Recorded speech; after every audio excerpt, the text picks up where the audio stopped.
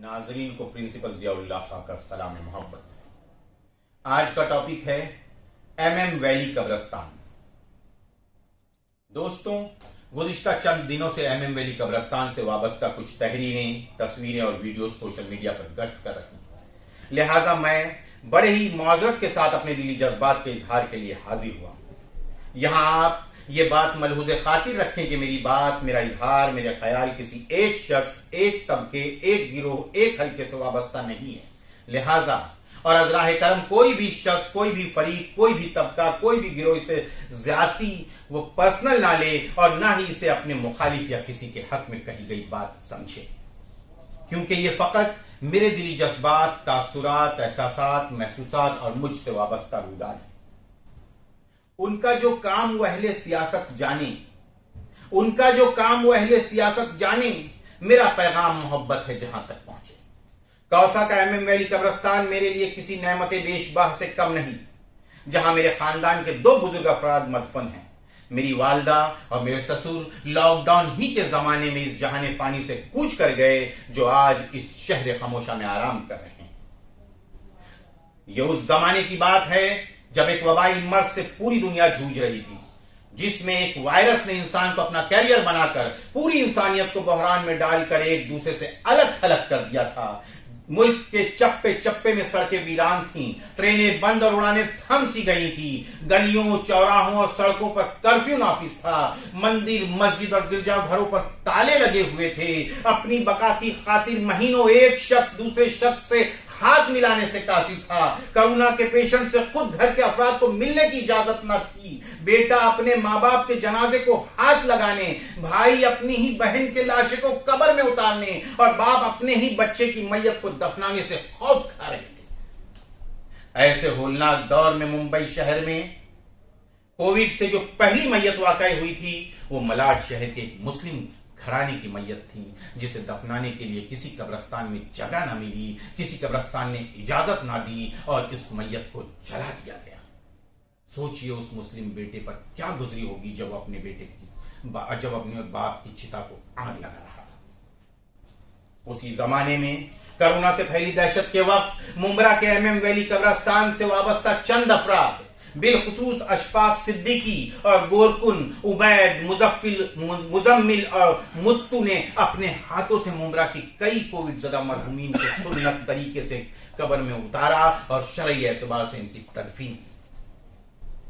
अगर ये कब्रिस्तान ना होता तो कोरोना के दौर में 15 जुलाई सन 2020 की रात मेरी वालदा की तदफीन ना हो पाती और मुझ जैसे कई लोग अपने मरहूमीन के जनाजे को लिए इधर उधर भटक रहे होते। अगर ये कब्रिस्तान ना होता तो शायद हम सुन्नत और शरई तरीके से गुसूल, कफन दफन के साथ अपने मरहूमीन की तदफीन भी ना कर पाते, जैसा कि दूसरे इलाकों में देखने में आया।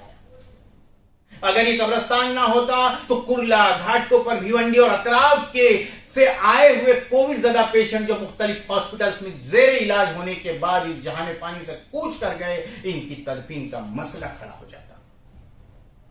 दोस्तों, सुकून हाइट जो कब्रिस्तान से बिल्कुल सटी हुई इमारत है, जहां से पूरा कब्रिस्तान बिल्कुल साफ नजर आता है, सुकून हाइट के 17वीं मंजिल से अपने घर की खिड़की से इन आंखों ने यह मंजर भी देखा है कि हर 2 घंटे में एक मैयत जरूर आती और गोरकुन कब्र खोदते खोदते थक जाता, हत्ता के मरहूमीन के लवाहीन भी कब्र खोदते नजर आए और बाज औकात यके बाद दीगरे मैयत आने की वजह से JCB के जरिए भी कब्रें खोदी गईं, लेकिन तदफीन का काम नहीं रुका।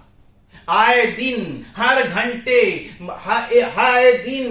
घंटे मैयत की आमद थी और हर मैयत को इस शहर खामोशा में आरामगाह मयस्सर हुई।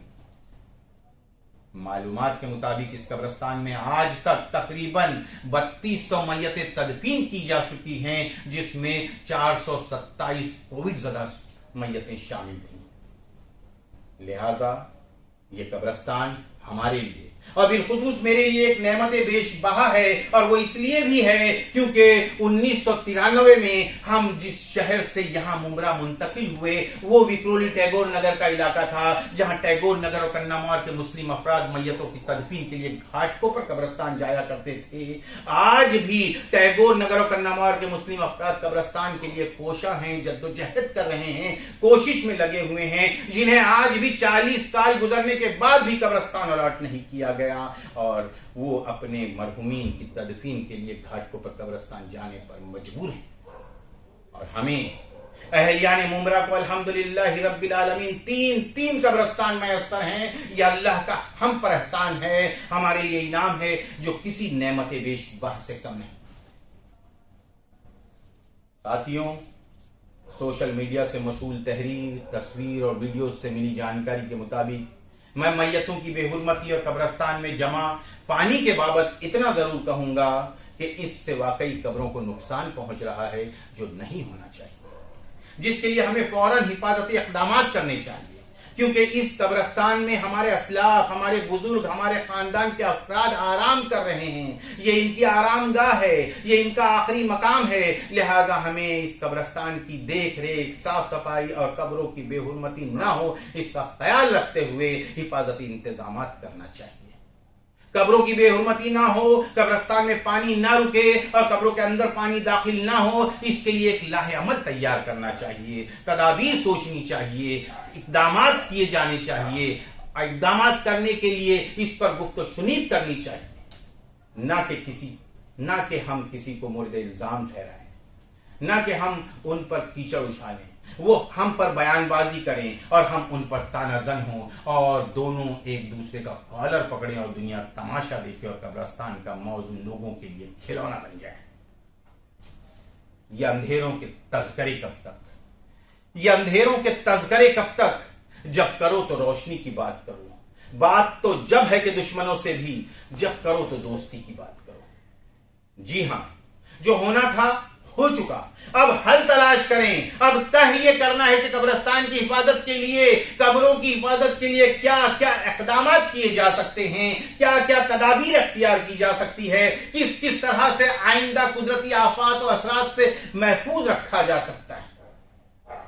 اس عمل کے لیے، اس کام کے لیے، اس کار عظیم کے انجام دہی کے لیے شہر کے معززین، مخلصین، مصلحین، اکابرین، علماء کرام، دانشوران کون اور سماجی کارکن کو بلا تفرقہ باہم اتحاد و اتفاق سے ایک پلیٹ فارم پر آ کر سر جوڑ کر ایک مثبت لاہ عمل تیار کرنا ہوگا۔ قبرستان کی حفاظتی اقدامات اور تدابیر طے کرنی ہوگی۔ قبرستان کی نچلی سطح سے یا بارش کے سبب پانی کے جماؤ، ٹھہراؤ اور قبروں میں داخل ہوتے پانی کو روکنے، قبرستان کو صاف ستھرا رکھنے اور دیگر سہولیات مہیا کرنے کے لیے قبرستان کے انتظامیہ سے مل کر باہم اتفاق سے قبرستان کی بہتری کے لیے ٹھوس اقدامات کرنے ہوں۔ نہ تیرا ہے نہ میرا ہے، نہ تیرا ہے نہ میرا ہے، یہ قبرستان سب کا ہے، نہ سمجھی گئی یہ بات تو نقصان سب کا ہے۔ خدا حافظ۔